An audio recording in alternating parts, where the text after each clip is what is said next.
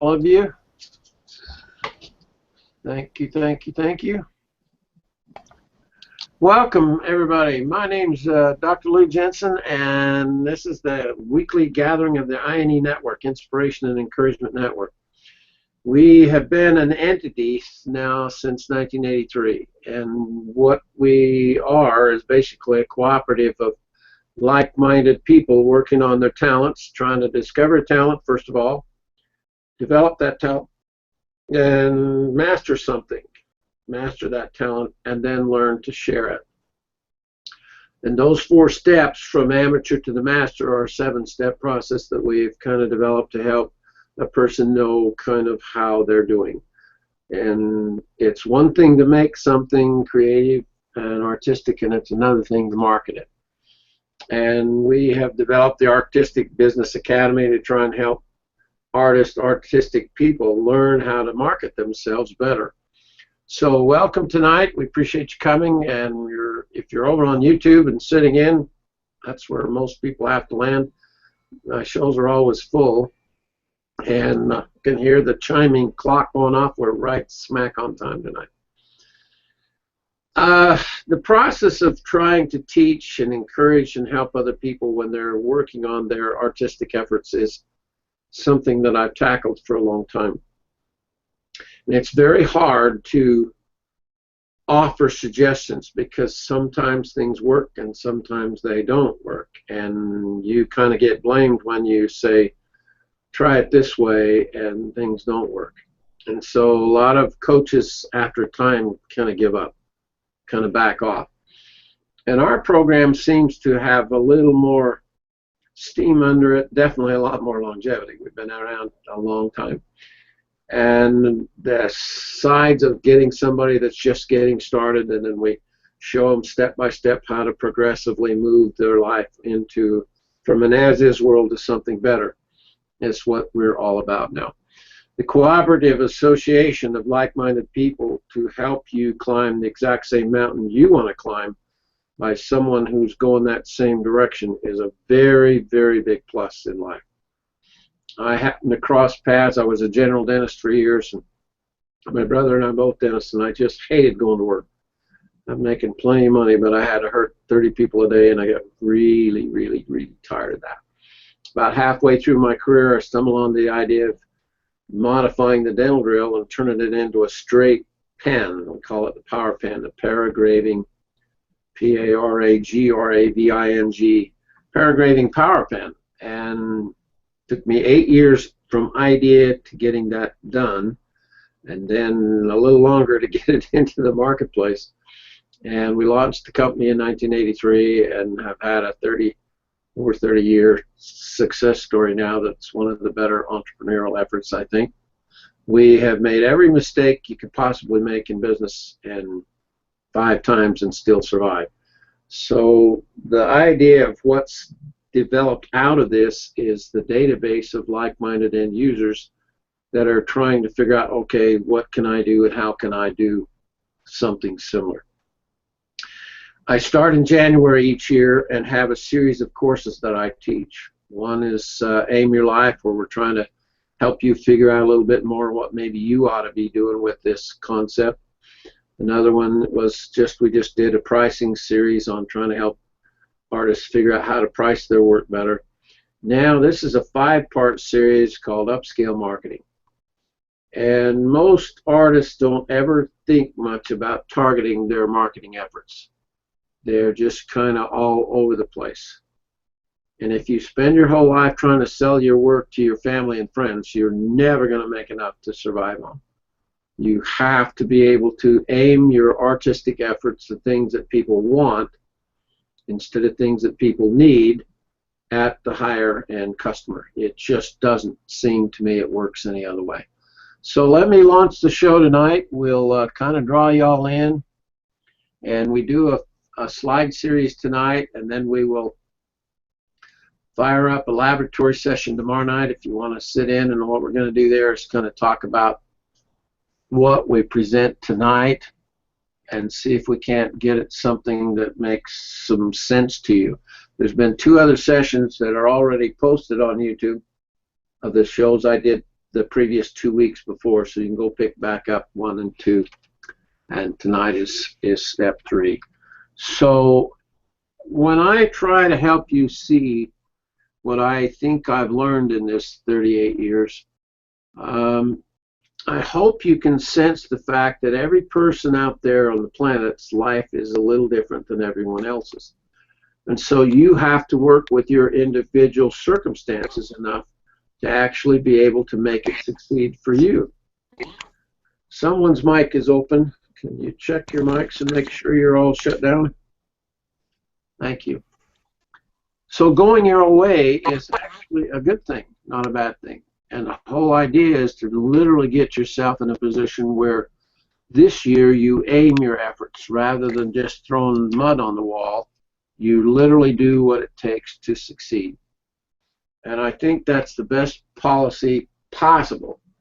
But succeeding with the help and relationship of someone else is, I think, just a precious, precious gift to all of us.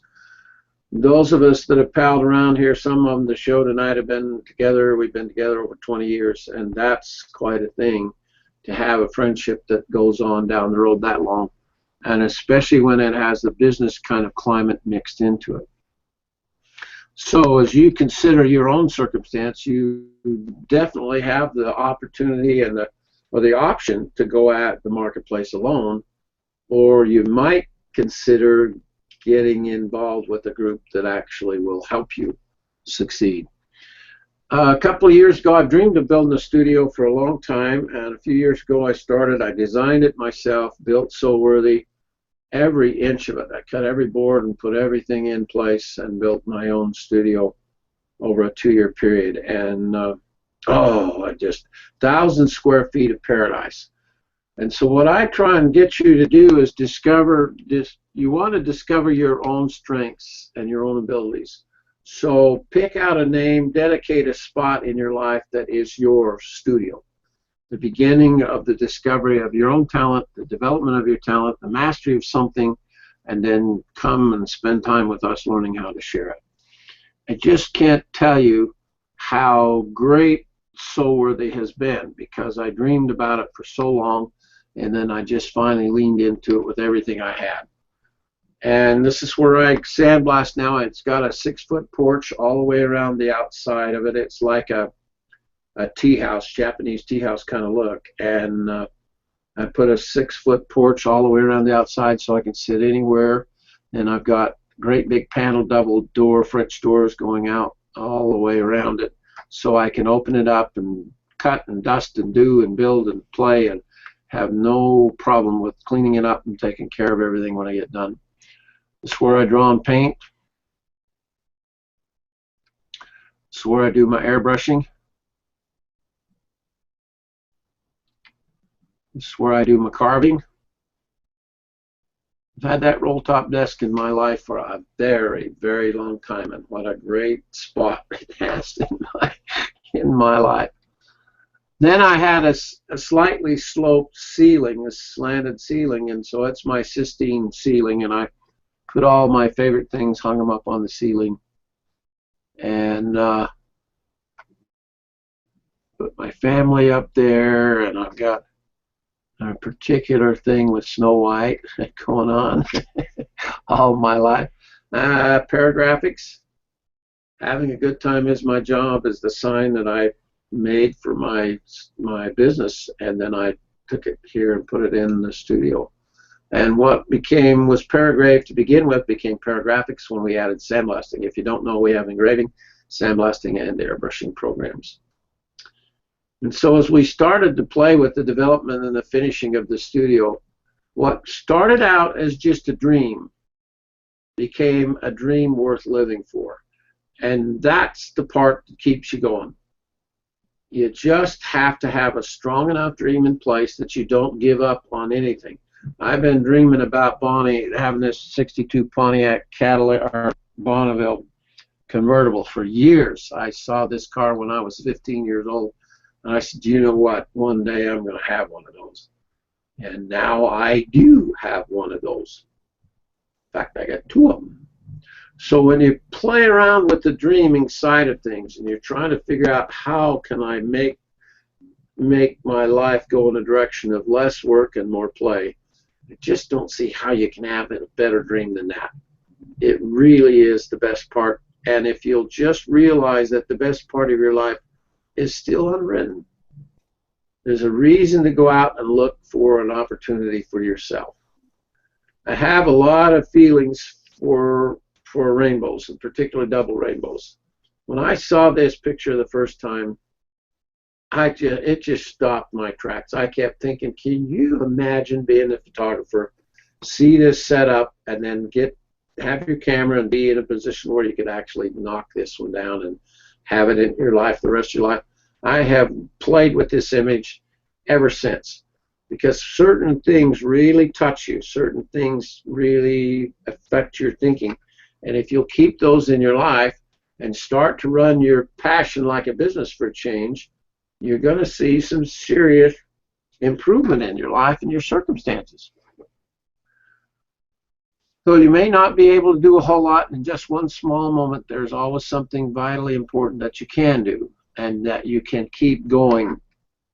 And what we talked about in the last two steps should then be fulfilled by the fact that on the other side of perseverance is whatever you dare to imagine and intend. And each small moment, use the time to persevere and harvest the great bounty of your own success. If you could write something that could be said and passed on to the future about how you've experienced some things that are important to you, how could you say it any better than what Ralph has done? It just, to me, is the most significant kind of idea, because it's the core of all what I think is all success. And as we try and encircle the wagons and help each other succeed, the idea of developing the Inspiration and Encouragement Network came up a long time ago. The INE idea is something that all you can do is, we each must get our own inspiration. I found it impossible to inspire other people, but I have found it possible to encourage everyone. So that's what we do for each other, is encouragement, and then we try and share what inspiration we can come across.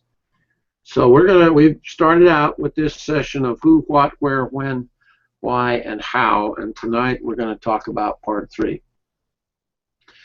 Most businesses don't think about targeting their marketing effort, but can you sense that that might be a really smart thing to do if you could figure out how to do it? And if you can kind of sense that there's some options here, what I want to do is start with a little bit of review, a little bit of a test on the last 2 sessions, okay? In the economy, answer this for yourself. The things that people need is called what? What is it driven? What drives it? Things that people need are called market driven. And by now you should know market driven is not our segment of the economy.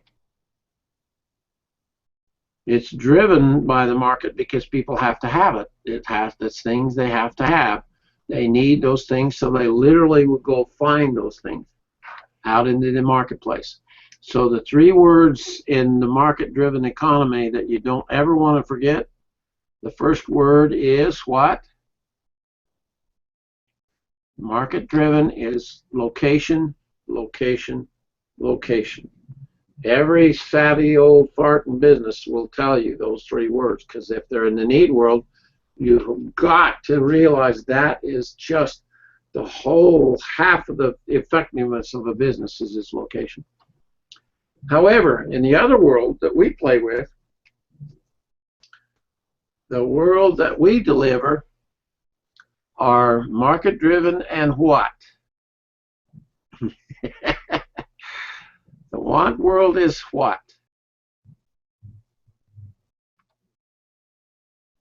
There are 3 words that define this business. The impulse business, impulse-driven business are what? The 3 words you should never forget over here are exposure and exposure, exposure. And if you can just somewhat separate these two mentally, realize that you're not playing with location, location, location. You're playing with exposure, exposure, exposure. And I'm going to share with you probably the most important thing I've learned about upscale marketing. Eccentricity is the most dominant characteristic of upscale wealthy individuals. They have enough money, they can literally do anything that hits their brain. And the more eccentric they are, that's usually how they actually make even more money. Most of the rest of the economy kill themselves to try and fit in and belong. Don't want to stand out for any reason. The really wealthy side of the nation are very, very involved in separating themselves from all the rest of us. So upscale means they can do that. They don't fly with us, they don't eat with us, they don't fish with us, they don't golf with us, they don't nothing. Their money separates them completely from all the rest of humanity. But that group of people, remember last week we talked about the top 10% of the economy controls 70% of the nation's wealth. But they're under horrendous pressure to buy.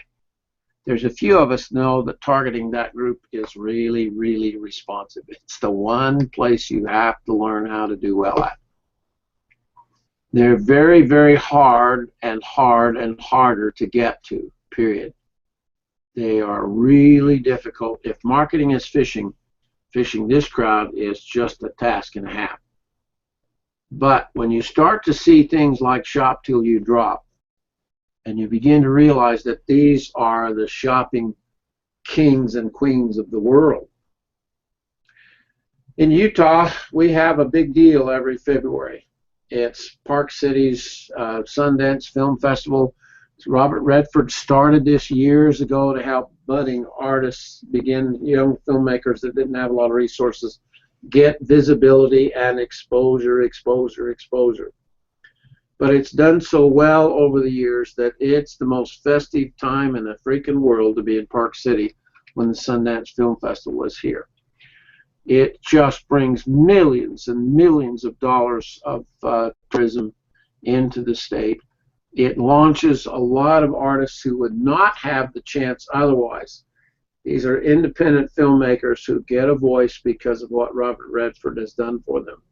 And so the mixture, he saw the potential and the need, and his influence has just lit a fire under the film festival that's unbelievable.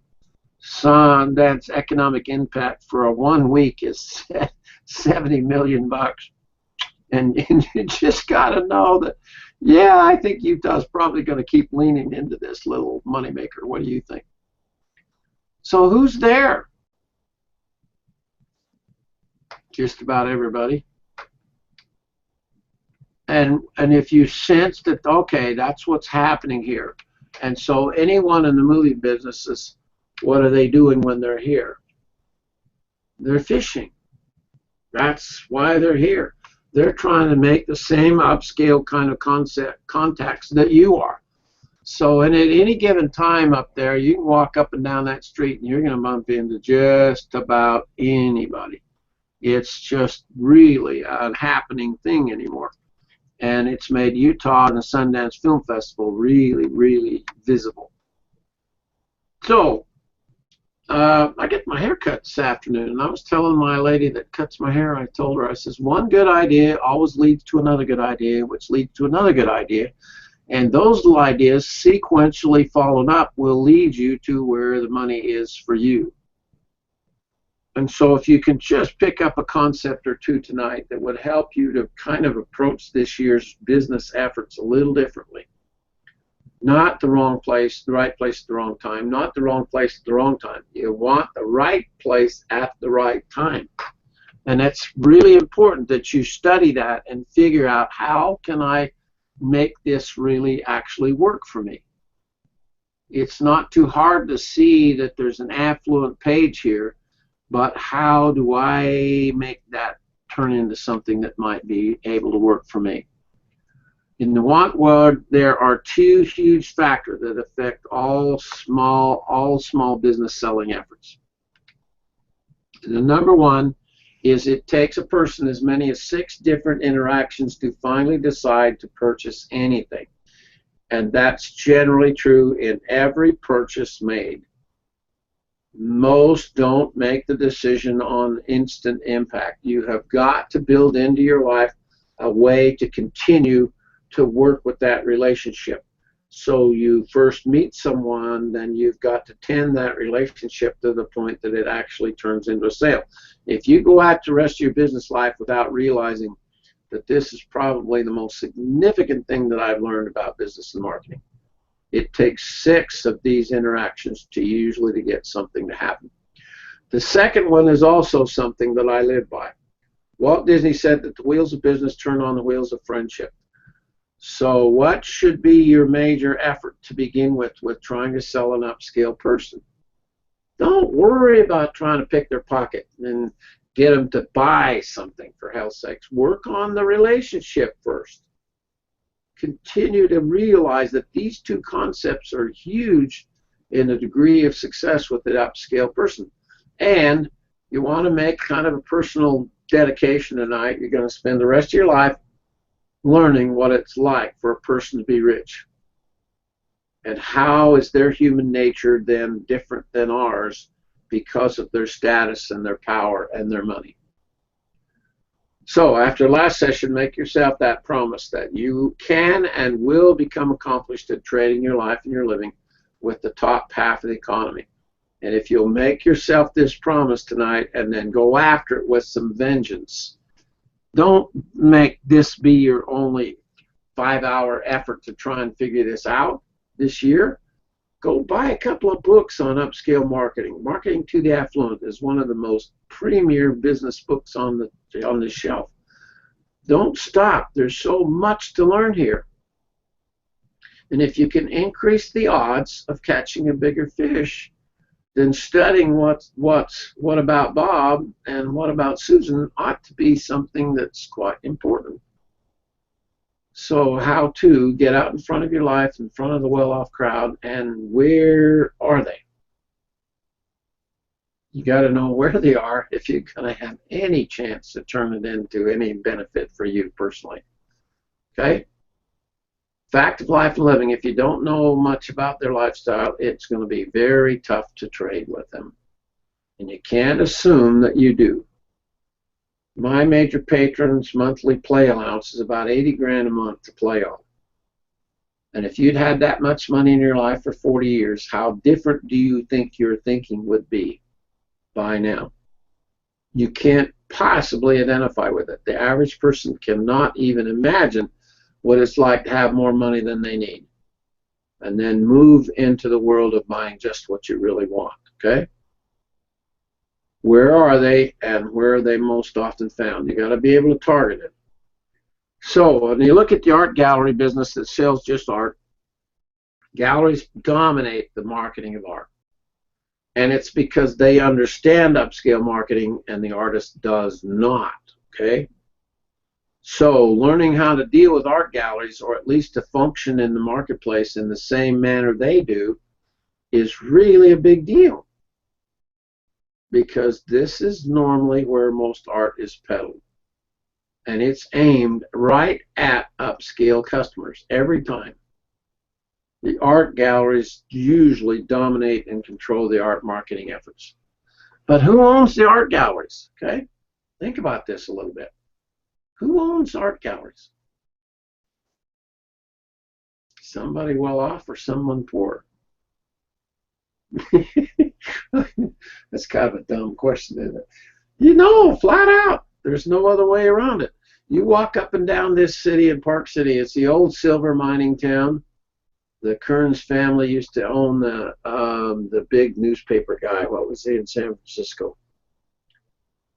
Oh, God, I can't think of his name. They owned this whole damn mine. Randolph Hearst. Randolph Hearst, that is it. Owned the Park City mine and made a lot of his money from here. And it was just this little rundown town. And then they came in and turned it into a ski resort. And, oh, my Lord, now. And since we had the Olympics here in 2002, Park City's turf has become extremely expensive. And up and down this wonderful little old-fashioned street is one gallery after another. It is just packed with galleries. But so's Sedona, Arizona.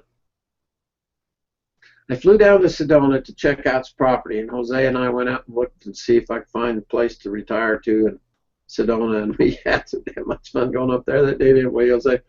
And the lady was showing me around the really, really rich properties, and they had sold that year $52 million properties that traded hands in Sedona. $52 million homes. So God created the Grand Canyon because he lives in Sedona. That's their brand. That's their brand. But where are you going to learn this stuff? Do you think you're going to do it by some freaking accident? Or do you think maybe what you need to do is plank a plan? See if you can't succeed by design rather than accident. You got to learn the demographics of this group. Demographics is every relatable factor that helps you identify and target a particular entity. Don't bother me, I'm wasting my potential. So the third thing that affects potential, okay? You got to remember that everyone is always after their money. This is a huge deal. Even when they first get a lot of money, if they inherit it or they win the lottery or anything, the whole damn world starts coming after them. And for a new person, this just about unravels their life.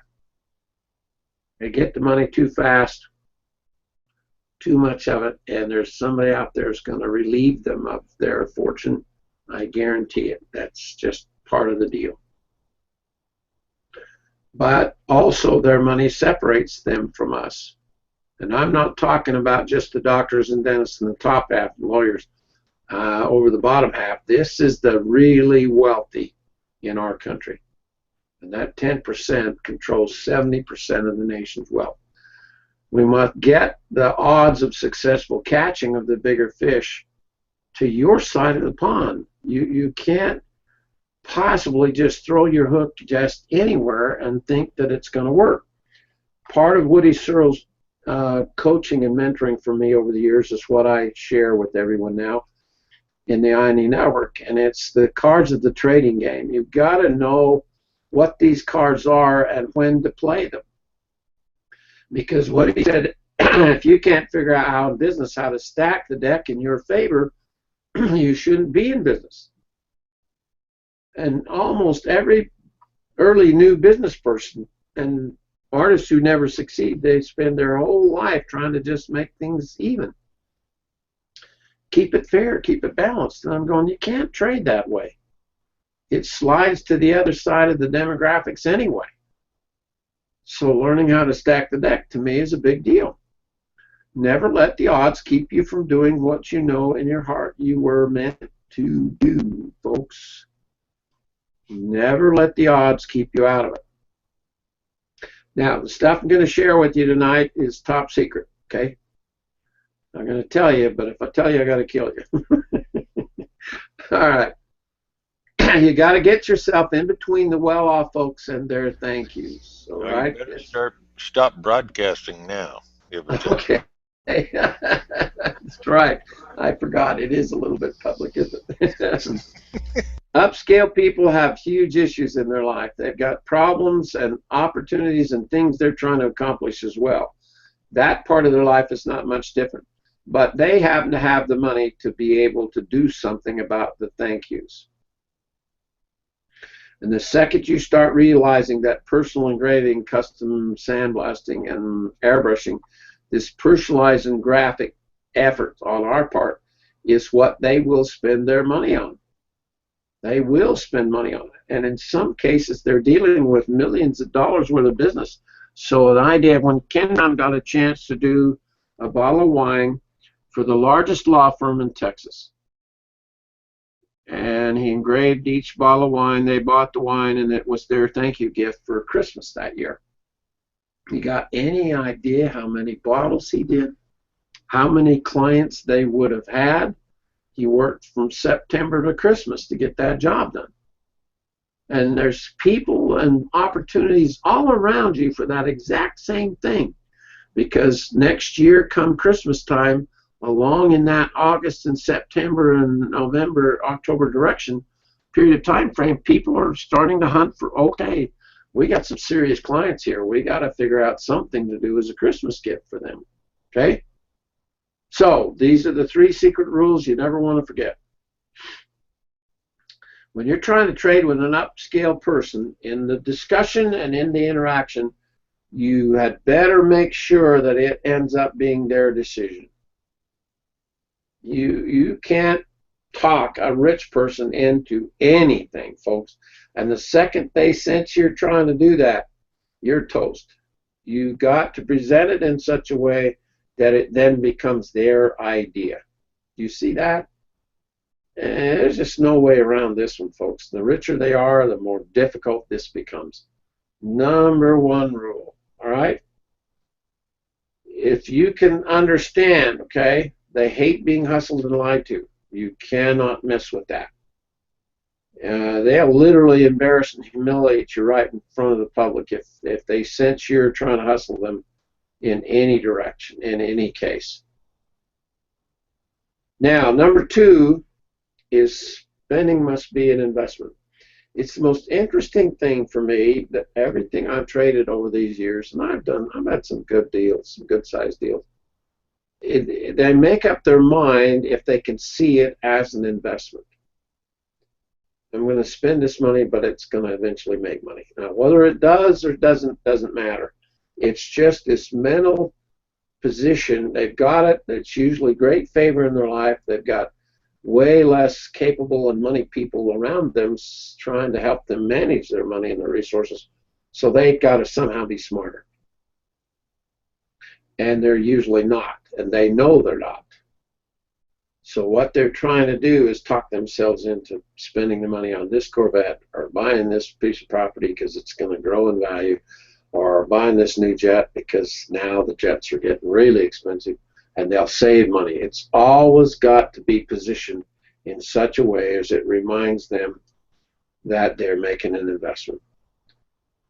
The 3rd one is the most unique one of all. And I've used this to such tremendous advantage, and all it takes is a little coaching to realize that a really wealthy, powerful person bumps into you and you don't have success yet.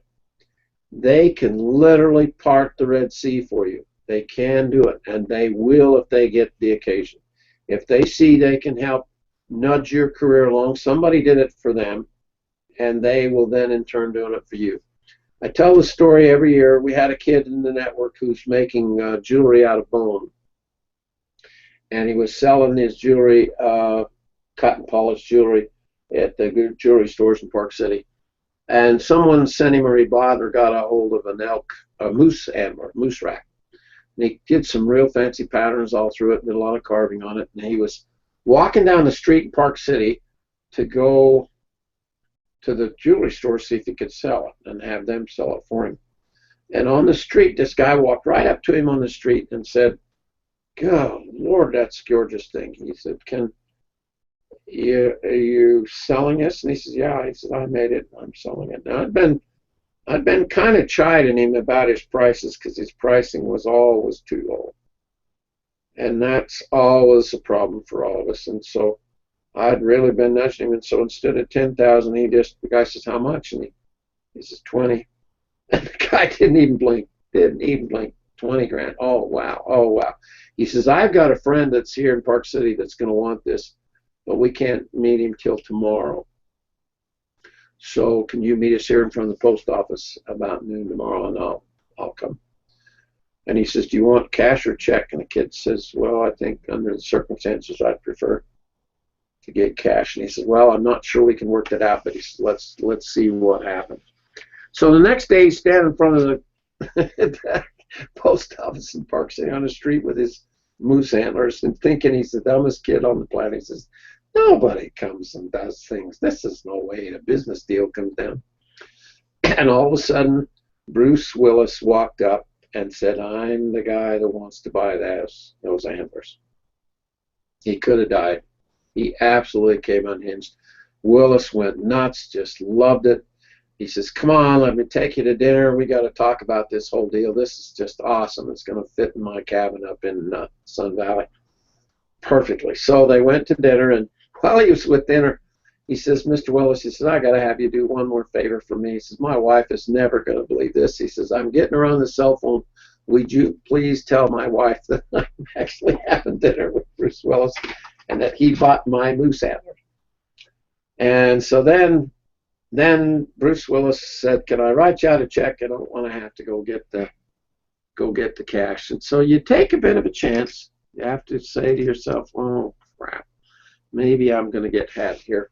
But the odds are it won't happen that way. I have never been worked over by any of my wealthy patrons ever. And when he took the check, he actually ended up with the contact information on the check, which is, in the long run, was the smartest possible thing he could do. And so what you realize is that Bruce Willis could lean into your life and nudge your career like crazy. And just about every one of our masters have one wealthy patron who is part of the Red Sea for them as well. So don't not forget this one. This is something that could literally change the course of the rest of your life. Until you start to realize that this particular segment here has a hammer that no one else has, and you begin to realize that they can do with wealth, you have the ability to experience everything in life. And they love to read magazines.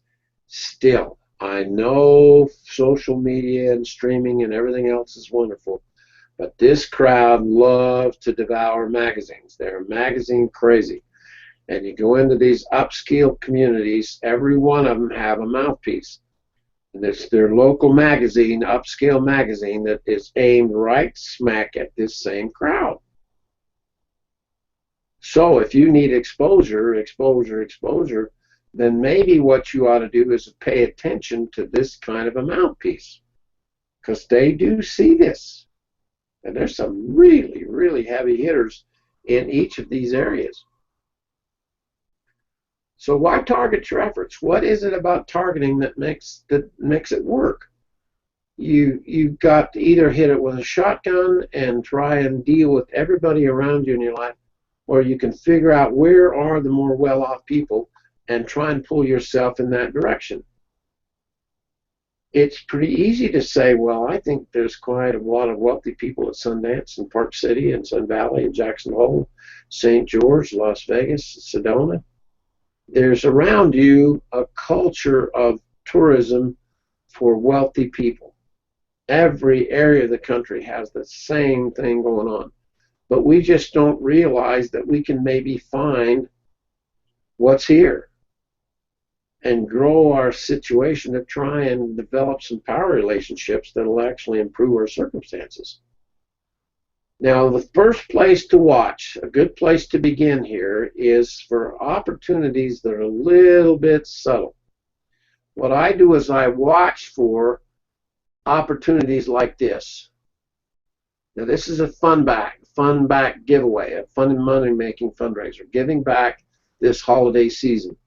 And so this is a wine tasting alcohol event on Main Street in Park City. You might have to pay a fee to participate. But what you want to do is find out who runs this thing right here and get in touch with them and tell them that you can do custom engraving for free to help them promote whatever cause it is they're doing. So does this look like an upscale event to you? I hope you can see that and realize that all I got to do is get in here and help them raise money for whatever deal they're raising money for. And you're going to cross paths, okay, with the kind of person that you're after. And then you tell yourself, oh, I just couldn't do something like that. That's pretty exotic. Well, what's the worst thing they can say? Worst thing they can do is say no. Now, in the slide I showed you to begin with, did you notice this girl? She was featured in that issue of Park City Magazine. Okay, our cool geek of the week is this week's Katie Hill. Katie Hill's the money editor for New York Daily News. Born rich in luxury news, okay? She was at the Sundance Film Festival. Why? What do you think she's doing there? Do you think she's there digging in the same pile that we're looking at? And she's the editor, for crying out loud, a money and luxury editor. This is the and young. I don't know how she got the job, but she's in that role, okay? And you've got to remember that when you're dealing and interacting with the newspaper, getting published in a newspaper, on television, or in a magazine, there's things that you can do and there's things that you cannot do. But it is how you get exposure and visibility. And doing it for free is really a challenge. Anybody can walk in and say, I want to buy an ad, or I want to pay to be on television. You can make that happen if you have the money. But if you don't have the money, then how do you make that work? Who do you think runs the show at that magazines and those media outlets, the mouthpieces that she controls? And how much would it be worth for you to kind of cultivate and develop that relationship with a powerful person? Now, everybody that always tells me at this moment they couldn't do it, I always remind you, and I use this in my courses, my training, all the time. If I put $1 million in gold bullion in a hotel room in let's go a Marriott Courtyard in Chicago, I'll tell you exactly which hotel, and you've got to have someone else get you there. You cannot drive yourself there, and if you fly or drive, someone's got to take you.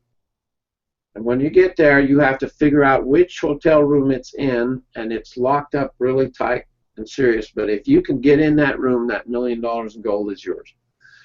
Folks, if you were convinced that was really there would be nothing that would get in your way. Nothing that would keep you from figuring out how to get yourself there with somebody's help, and then whatever it takes.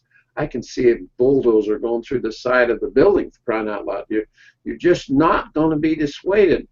And that's the kind of mentality that it really takes here. You've got to rethink your attitude about what does it take to succeed. And then instead of saying, wow, somebody else is really lucky, realize that somebody else has made this work, and if they can make it work, so can you. I love bragging about Tony. He has a studio in California, and he makes all of the really famous armor and swords for the movie business, and he's been at it a long time, okay?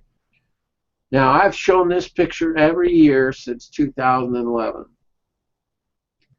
And most of you still don't have a professional photograph like this about you and what it is you're trying to market. And I think as many times as I've said something and you still haven't bothered to get that done, you say, well, it takes money to have to do that. And I'm going, there's ways around everything.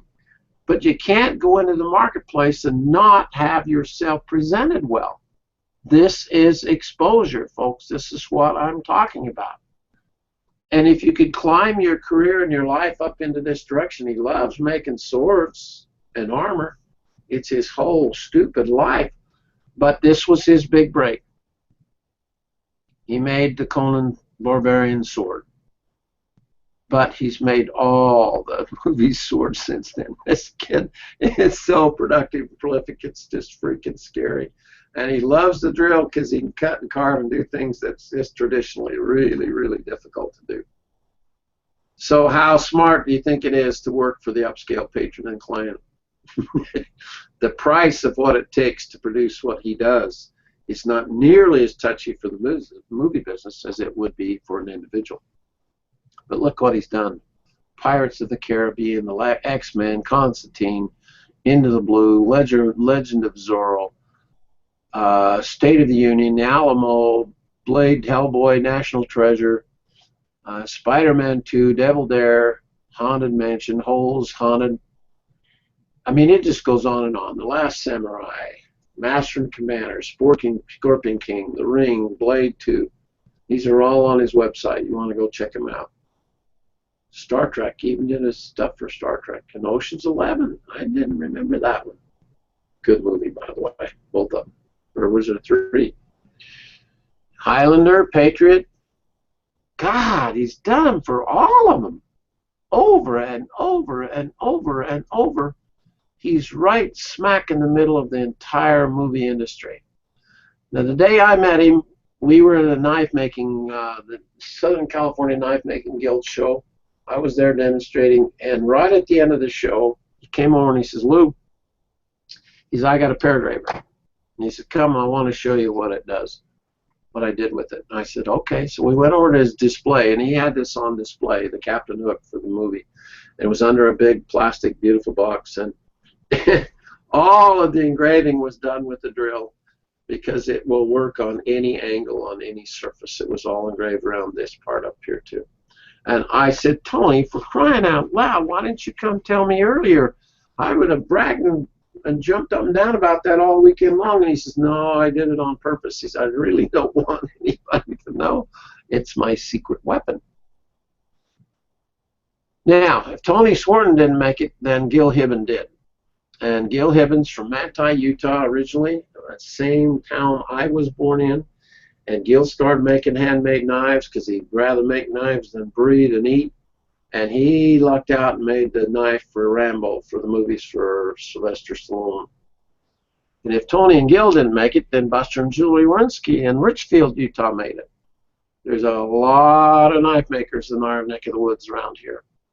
And I told you in the pricing sessions, we talked a lot about Buster and Jewelry that did the exact copy of the King Tut dagger.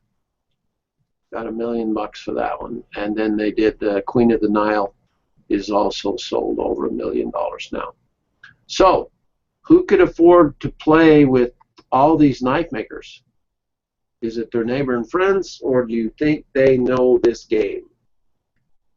Okay, enough should be said. So the next sequence now is then when. Who, what, where. Next we're going to talk about when. But I want to finish tonight's show talking about something that hit me at the time I began to create this show series. One of you, and I forget who, sent me this story. Charles Plum was a U.S. Navy pilot in Vietnam, and after 75 combat missions, his plane was destroyed by a surface-to-air missile. Plum ejected and parachuted into enemy hands. And this is his story. Somehow he survived 6 years of prison.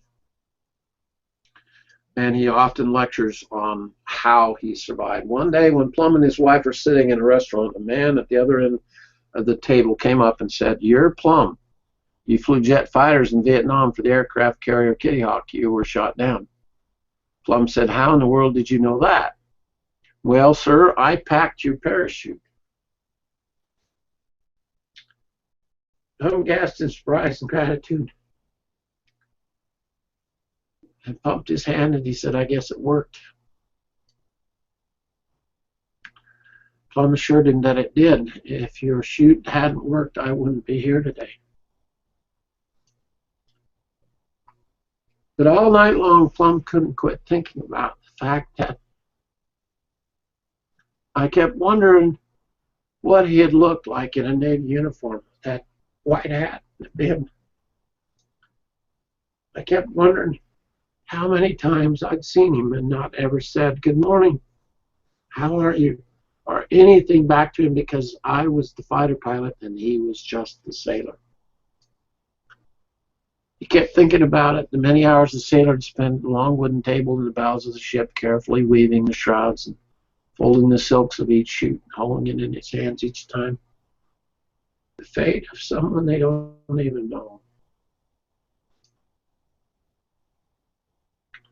So who's packing your parachute?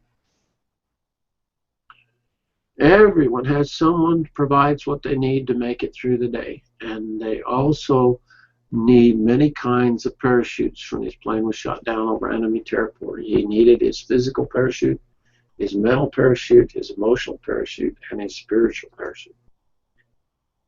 He called on all these supports before he finally reached safety. So sometimes in the daily challenges of life that give us, we miss what is really important. We may fail to say hello, please, or thank you. Congratulate someone on something wonderful that's happened. Give that compliment or do just something nice for no reason at all. As you go through this week, this month, this year, recognize the people who pack your own parachutes. When someone bothers to share something that is meaningful to them, remember that you are being given a gift. They're extending some of their life and their time, thought for that day, and notice that your friend just wanted to send you a smile and help you pack your parachute. This is good stuff, guys. And this is what I see happening on Google Plus every day. If you're not playing more and more with me and Ron and Mel and all of us who are hitting that, it's just getting more and more and more responsive. You need to get your smartphone and start playing with us on Google Plus, okay? Next week is the most important show. Rainmaking is the name I gave to exposure for free. What you and I are going to do is go out in the parking lot and we're going to dance till it rains. I couldn't think of a better way to address it. And you just don't, none of us have enough money. Advertising exposure is normally the most expensive item in any small business. Okay? So I got you a show assignment tonight. Damn it, don't not go get this professional photo done of you and then get your profile done on Google Plus. Get it done. And fix your picture. Fix your profile photograph. Jose's done that. I think we did 30 or 40 of them damn pictures before we ended up with where Jose is now. Go look and see how good Jose's is. And then fix your profile. Ron Schneeberger is getting one attention after another. He's now playing with some of the biggest people on the social internet, and Ron's got a really, really attractive, fun, rememberable photograph up there. Most of you, your picture's too far away, or it's too dark, or it's too light, or it's just not. It's the one thing where people see that smiling, ugly face and say, oh, yeah, I remember you. I talked with a psychiatrist last night who saw me, did the demonstration with me 10, 15 years ago in Seattle. And when I called him, it just blew him away because he'd been talking to Tammy, and I called him last night and said, Lou, he said, I never forgotten that moment. And now I'm getting ready to retire. What I want to do is build custom guitars and do furniture and architectural carving. Never forgot that. And when you say, well, how can someone connect with you and reconnect with you and find with you, this is just such a big deal. Try and dream up if you had a professional presentation of you and your image. This is a brand, folks. This brand has made that boy a bazillion dollars. And most of you are sitting back thinking, well, I'd be thrilled if I could make an engraved one knife and sell it. But he's turned it into an entire industry. Okay? So, together a masterpiece. What we're trying to do is grow the effectiveness of the INE network among people who need it most, which is all of us. And next week, part 4 is who, what, where, and when. Okay? How can we literally make that work? Well, that pretty much does her tonight. Anybody got a comment you want to make? We're a little over time anyway, but Stop broadcasting. I should stop broadcasting now, shouldn't I? Yeah. And we'll catch up with all of you tomorrow night in the laboratory. Same time, same place. Okay, good night.